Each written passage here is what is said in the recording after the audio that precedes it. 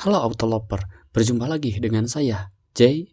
Sebelumnya, kita telah membahas mesin 2 tak. Nah, di video kali ini, saya akan membahas perbedaan mesin SOHC dan DOHC, dan kelebihan serta kekurangannya. Jadi, bagi kalian yang masih bingung untuk memilih mesin SOHC dan DOHC untuk motor kalian, tonton saja video ini. Setelah intro berikut ini.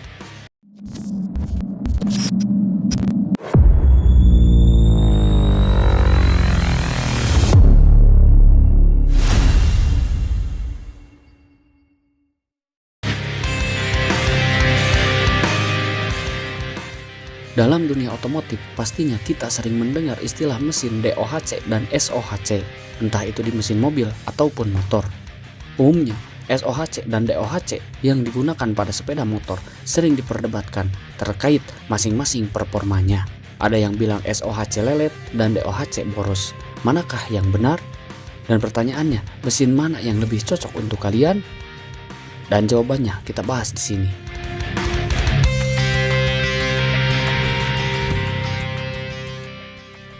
Kita mulai dari SOHC terlebih dahulu.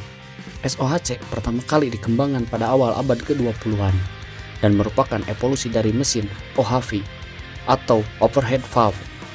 SOHC alias single overhead camshaft, yaitu mesin yang menggunakan satu camshaft atau yang lebih kita kenal dengan noken as. Jadi setiap silinder terdapat satu noken as dengan dua klep, yaitu klep in dan out. Klep in berfungsi untuk menghisap campuran udara dan bensin ke dalam ruang bakar, sedangkan klep out berfungsi untuk membuang sisa pembakaran ke knalpot. Dan cara kerja dari mesin SOHC sebagai berikut. Rantai penggerak langsung memutar noken as sehingga menekan rocker arm. Lobe noken as berfungsi sebagai input untuk menggerakkan klep in dan out agar membuka dan menutup sesuai dengan timing pembakaran. Tipe ini komponennya lebih sedikit sehingga biaya produksi dan perawatannya pun otomatis lebih murah. Terus DOHC. Pertama kali dikembangkan oleh Alfa Romeo pada tahun 1920-an. DOHC atau double overhead crankshaft yang artinya ada dua buah noken as di kepala silindernya. Satu noken as untuk dua klep in untuk mengatur masuknya bensin dan udara, sedangkan yang satunya lagi untuk mengatur dua klep out untuk membuang sisa gas pembakarannya. Jadi perbedaannya tidak terlalu jauh, di mana di mesin SOHC satu noken as untuk mengatur dua klep in dan out, sedangkan pada DOHC klep in dan out masing-masing memiliki satu noken as. Dan cara kerjanya pun tidak jauh berbeda. Jika di sistem SOHC menggunakan rocker arm untuk menggerakkan klep, sedangkan di DOHC tidak menggunakan rocker arm. Jadi lobe noken as melakukan kontak langsung tanpa pelantara ataupun jasa calo terhadap batang klep. Hanya saja dari segi biaya DOHC sedikit lebih mahal sebab komponennya relatif lebih banyak dan kompleks. Sedangkan power dan torsi maksimal SOHC dan DOHC juga dipengaruhi oleh faktor lain, misalnya besaran diameter klep, besaran sudut payung klep, terus diameter dan panjang langkah piston juga sangat berpengaruh. Lalu, kelebihan dan kekurangan mesin SOHC dan DOHC di antara perbedaannya sebagai berikut.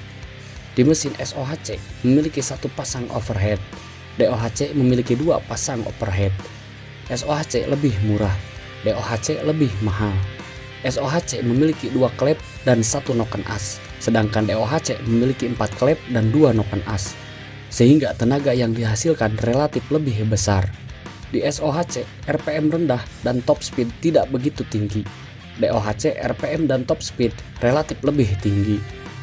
SOHC, biaya perawatan murah, sedangkan di DOHC, biaya perawatan cenderung lebih mahal. Di SOHC, mesin lebih sederhana, yang pasti menimbulkan bobot yang lebih ringan. DOHC, mesin yang lebih kompleks, dan efeknya, mesin jadi lebih berat. Dan yang terakhir, SOHC lebih irit, sedangkan DOHC lebih boros. Jadi untuk kalian yang ingin motor harian yang irit dan mudah perawatannya, mesin SOHC adalah pilihan yang sangat bijak. Namun jika kalian ingin performa tinggi, powerful, dan sekedar ingin gagah-gagahan, maka DOHC lah solusinya. Jadi semua kembali ke kebutuhan masing-masing untuk apa motor tersebut digunakan. Jika kalian memakai motor hanya sekadar untuk pergi ke warung, saya rasa tidak membutuhkan motor yang powerful, terkecuali kalian ke warung harus menaiki gunung dan melewati lembah. Jadi mesin mana yang lebih cocok untuk kalian? Tulis di kolom komentar. Dan jika kalian suka dengan video saya, like dan cebrek saja biar saya bisa terus memberikan informasi seputar otomotif. Dan buat kawan-kawan sekalian, lancar-lancar puasanya ya. Semangat bagi yang menjalankan, jauhilah godin, dan semoga kita terhindar dari godaan ketan yang tertutup. Saya Jay dan seluruh pedagang takjil di seantero jagat raya ini pamit undur diri dan sampai jumpa di video saya selanjutnya. Terima kasih.